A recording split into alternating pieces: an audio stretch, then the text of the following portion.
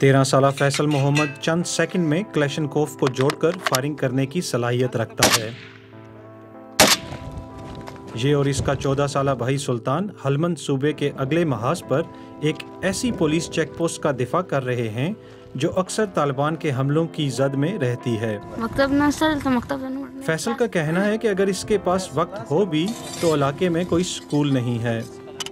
इन दोनों को इनकी दादी फिरोजा ने भर्ती किया था, जो एक ऐसे माशरे में एक मुनफरिद पुलिस सरबराह हैं। दुश्मन कामयाब नहीं हो सकता। मेरा एक पोता ही 20 तालिबान के बराबर है। इस पुलिस चौकी का दिफा करते हुए अब तक फिरोजा के अपने 20 से ज्यादा पुलिस अफसरान हलाक हो चुके हैं।